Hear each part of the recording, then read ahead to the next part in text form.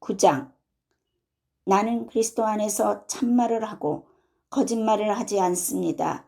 내 양심이 성령을 힘입어서 이것을 증언하여 줍니다. 나에게는 큰 슬픔이 있고 내 마음에는 끊임없는 고통이 있습니다.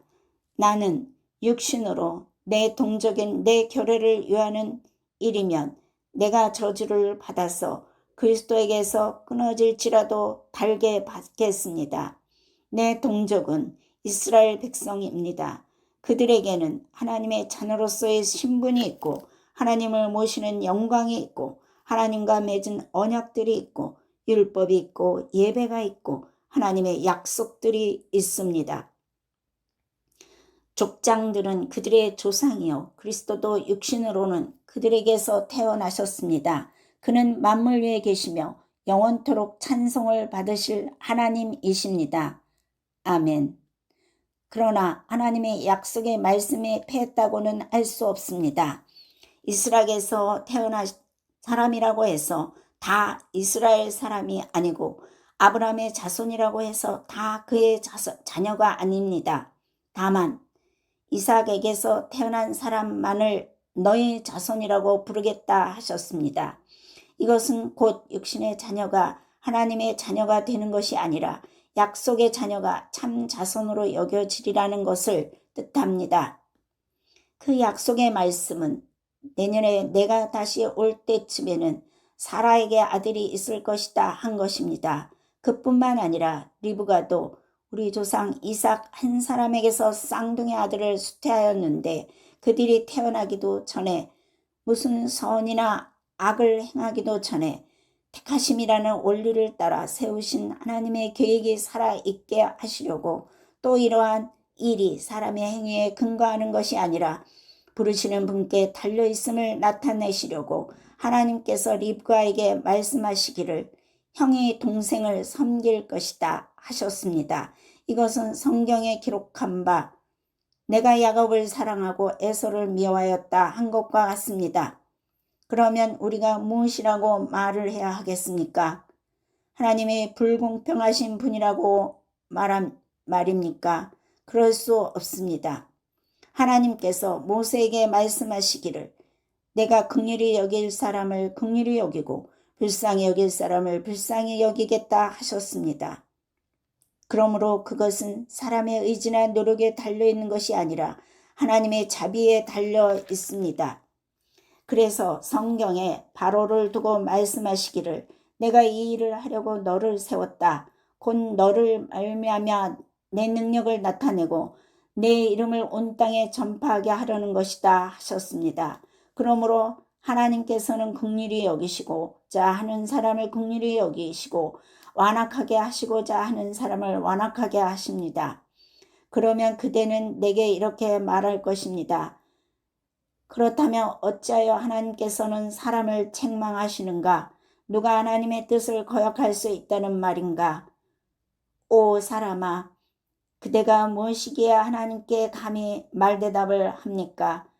만들어진 것이 만드신 분에게 어찌하여 나를 이렇게 만들었습니까? 하고 말할 수 있습니까? 토기장이에게 흙 한 덩이를 둘로 나누어서 하나는 귀한 데 쓸 그릇을 만들고 하나는 천한 데 쓸 그릇을 만들 권리가 없겠습니까? 하나님께서 하신 일도 마찬가지입니다.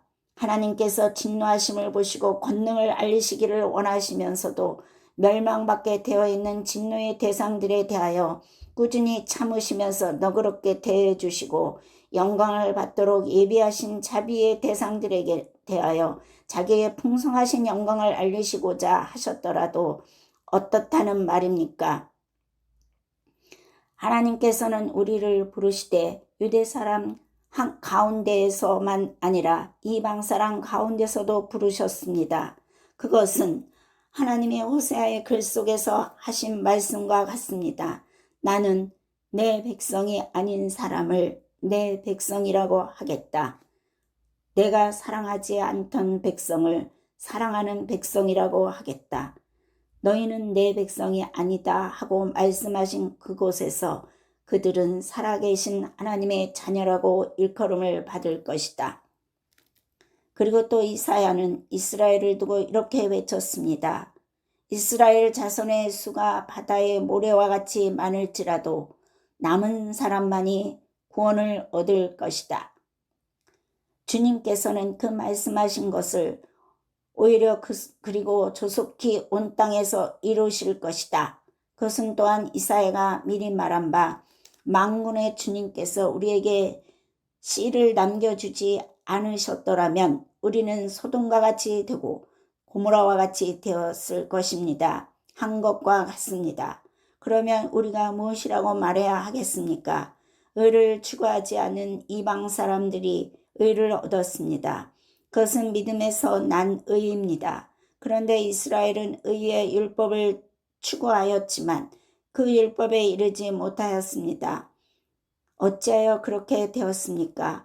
그들은 믿음에 근거하여 의에 이르려고 한 것이 아니라 행위에 근거하여 의에 이르려고 했기 때문입니다. 그들은 걸림돌에 걸려 넘어진 것입니다. 그것은 성경에 기록한 바와 같습니다. 보아라, 내가 시온에 부딪히는 돌과 걸려 넘어지게 하는 바위를 둔다. 그러나 그를 믿는 사람은 부끄러움을 당하지 않을 것이다. 10장. 형제 자매 여러분, 내 마음의 간절한 소원과 내 동족을 위하여 하나님께 드리는 내 기도의 내용은 그들이 구원을 얻는 일입니다. 나는 증언합니다. 그들은 하나님을 섬기는 데 열성이 있습니다. 그러나 그 열성은 올바른 지식에서 생긴 것이 아닙니다. 그들은 하나님의 의를 알지 못하고 자신들의 의를 세우려고 힘을 씀으로써 하나님의 의에는 복종하지 않게 되었습니다. 그러므로 그리스도는 율법의 끝마침이 되셔서 모든 믿는 사람에게 의가 되어 주셨습니다. 모세는 율법에 근거한 의를 두고 기록하기를 율법을 행한 사람은 그것으로 살 것이다 하였습니다. 그러나 믿음에 근거한 의를 두고는 이렇게 말합니다. 너는 마음속으로 누가 하늘에 올라갈 것이냐 하고 말하지 말아라. 그것은 그리스도를 끌어내리는 것입니다. 또 누가 지옥에 내려갈 것이냐 하고 말하지도 말라. 그것은 그리스도를 죽은 사람들 가운데서 끌어올리는 것입니다. 그러면 그것은 무엇을 뜻합니까? 하나님의 말씀은 내가 가까이 있다. 내 입에 있고 내 마음에 있다 하는 말씀이 있습니다. 이것은 우리가 전파하는 믿음의 말씀입니다. 당신이 만일 예수는 주님이라고 입으로 고백하고 하나님께서 그는 죽은 사람들 가운데서 살리신 것을 마음으로 믿으면 구원을 얻을 것입니다. 사람은 마음으로 믿어서 의에 이르고 입으로 고백해서 구원에 이르게 됩니다. 성경은 그를 믿는 사람은 누구나 부끄러움을 당하지 않을 것이다 하고 말합니다. 유대 사람이나 그리스 사람이나 차별이 없습니다. 그는 모든 사람에게 똑같이 주님이 되어주시고 그를 부르는 모든 사람에게 풍성한 은혜를 내려주십니다. 주님의 이름을 부르는 사람은 누구든지 구원을 얻을 것입니다. 그런데 사람들은 자기들이 믿은 적이 없는 분을 어떻게 부를 수 있겠습니까? 또 들은 적이 없는 분을 어떻게 믿을 수 있겠습니까? 선포하는 사람이 없으면 어떻게 들을 수 있겠습니까? 보내심을 받지 않았는데 어떻게 선포할 수 있겠습니까? 성경에 기록한 바 기쁜 소식을 전하는 이들의 발걸음이 얼마나 아름다우냐 한 것과 같습니다. 그러나 모든 사람이 다 복음에 순종한 것은 아닙니다. 이사야는 주님, 우리가 전하는 소식을 누가 믿었습니까? 하고 말하였습니다. 그러므로 믿음은 들음에서 생기고 들음은 그리스도를 전하는 말씀에서 비롯됩니다. 그렇게 내가 묻습니다. 그들은 들은 일이 없습니까? 물론 그렇지 않습니다. 성경 말씀에 그들의 목소리가 온 땅에 퍼지고 그들의 말이 땅끝까지 퍼졌다 하였습니다. 내가 다시 묻습니다. 이스라엘이 알지 못하였습니까? 이에 대하여 하나님께 먼저 모세를 통하여 이렇게 말씀하셨습니다. 나는 내 백성이 아닌 사람들로 너희의 질투심을 일으키고 미련한 백성들로 너희의 분노를 자아내겠다. 또한 이사야는 매우 담대하게 이렇게 말씀을 전하였습니다. 나를 찾지 않는 사람들은 내가 만나주고 나를 구하지 않는 사람들에게는 내가 나타났다. 또한 이사야는 하나님께서 이스라엘을 보고 복종하지 않고 거역하는 백성에게 나는 온종일 내 손을 내밀었다 하신 말씀을 선포하셨습니다. 로마서 11장. 그러면 내가 묻습니다. 하나님께서 자기 백성을 버리신 것은 아닙니까? 그럴 수 없습니다. 나도 이스라엘 사람이요 아브라함의 후손이요 베냐민 지파에 속한 사람입니다. 하나님께서는 미리 아신 자기 백성을 버리지 않으셨습니다. 여러분은 성경이 엘리야를 두고 하신 말씀을 알지 못합니까? 그가 이스라엘을 고발하여 하나님께 이렇게 호소하였습니다. 주님, 그들은 주님의 예언자들을 죽이고 주님의 제단들을 헐어버렸습니다. 남은 것은 나 혼자밖에 없는데 그들은 내 목숨마저 찾고 있습니다. 그런데 하나님께서는 그에게 어떻게 대답하셨습니까? 내가 바알에게 무릎을 꿇지 않은 사람 7,000명을 내 앞에 남겨두었다 하셨습니다. 이와 같이 지금 이 시기에도 은혜로 택하심을 입은 사람들이 남아 있습니다. 은혜로 된 것이면 행위에 근거한 것이 아닙니다. 그렇지 않으면 그 은혜는 이미 은혜가 아닙니다. 그러면 무슨 결과가 생겼습니까? 이스라엘 백성은 찾던 것을 얻지 못하였지만 택하심을 받은 사람들은 그것을 얻었습니다. 그리고 그 나머지 사람들은 완고해졌습니다. 성경에 이렇게 기록한 바와 같습니다.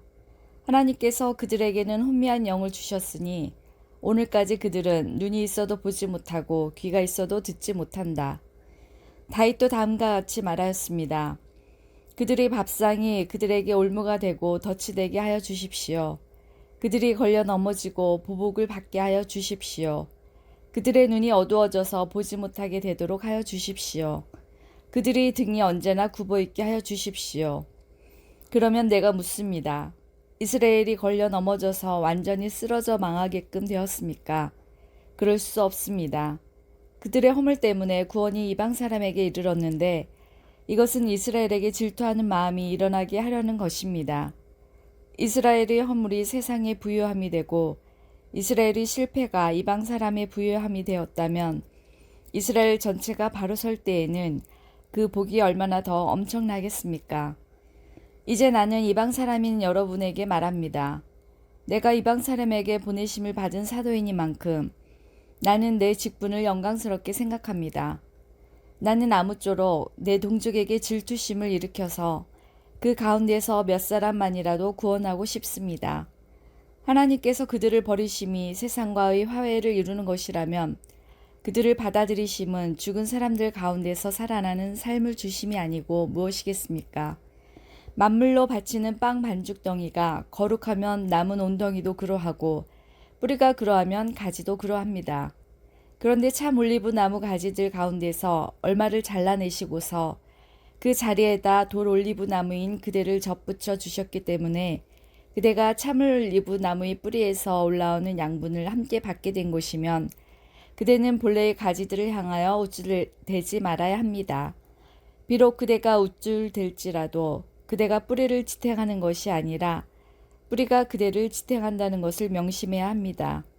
그러므로 본래의 가지가 잘려나간 것은 그 자리에 내가 접붙임을 받게 하시려는 것이었다 하고 그대는 말해야 할 것입니다. 옳습니다. 그 가지들이 잘린 것은 믿지 않은 탓이고 그대가 그 자리에 붙어 있는 것은 믿었기 때문입니다. 그러니 교만한 마음을 품지 말고 도리어 두려워하십시오. 하나님께서 본래의 가지들을 아끼지 않으셨으니 접붙은 가지도 아끼지 않으실 것입니다. 그러므로 하나님의 인자하심과 준엄하심을 생각해 보십시오. 하나님은 넘어진 사람들에게는 준엄하십니다. 그러나 그대가 하나님의 인자하심에 머물러 있으면 하나님이 그대에게 인자하게 대하실 것입니다. 그렇지 않으면 그대도 잘릴 것입니다. 그러나 믿지 않았던 탓으로 잘려나갔던 가지들이 믿게 되면 그 가지들도 접붙임을 받게 될 것입니다. 하나님께서는 그들을 다시 접붙이실 수 있습니다. 그대가 본래의 돌 올리브 나무에서 잘려서 그 본성을 거슬러 참 올리브 나무에 접붙임을 받았다면 본래 붙어있던 이 가지들이 제 나무에 다시 접붙임을 받는 것이야 얼마나 더 쉬운 일이겠습니까? 형제 자매 여러분, 나는 여러분이 이 신비한 비밀을 알기를 바랍니다. 그것은 여러분이 스스로 현명하다고 생각하는 일이 없게 하려는 것입니다. 그 비밀은 이러합니다. 이방 사람의 수가 다 찰 때까지 이스라엘 사람들 가운데서 일부가 완고하진 대로 있으리라는 것과 온 이스라엘이 구원을 받게 되리라는 것입니다. 그것은 성경에 이렇게 기록되어 있는 바와 같습니다. 구원하시는 분이 시온에서 오실 것이니 야곱에게서 경건하지 못함을 제거하실 것이다. 이것은 그들과 나 사이의 언약이니 내가 그들의 죄를 없앨 때에 이루어질 것이다. 복음의 관점에서 판단하면 이스라엘 사람들은 여러분이 잘 되라고 하나님의 원수가 되었지만 택하심을 받았다는 관점에서 판단하면 그들은 조상 덕분에 하나님의 사랑을 받는 사람들입니다. 하나님께서 주시는 고마운 선물과 부르심은 초래되지 않습니다. 전에 하나님께 순종하지 않던 여러분이 이제 이스라엘 사람의 불순종 때문에 하나님의 자비를 입게 되었습니다. 이와 같이 지금은 순종하지 않고 있는 이스라엘 사람들도 여러분이 받은 그 자비를 보고 회개하여 마침내는 자비하심을 입게 될 것입니다. 하나님께서 모든 사람을 순종하지 않는 상태에 가두신 것은 그들에게 자비를 베푸시려는 것입니다. 하나님의 부유하심은 어찌 그리 크십니까? 하나님의 지혜와 지식은 어찌 그리 깊고 깊으십니까? 그 어느 누가 하나님의 판단을 헤아려 알 수 있으며 그 어느 누가 하나님의 길을 더듬어 찾아낼 수 있겠습니까? 누가 주님의 마음을 알았으며 누가 주님의 조언자가 되었습니까? 누가 먼저 무엇을 드렸기에 주님의 답례를 바라겠습니까? 만물이 그에게서 나고 그로 말미암아 있고 그를 위하여 있습니다. 그에게 영광이 세세에 있기를 빕니다. 아멘.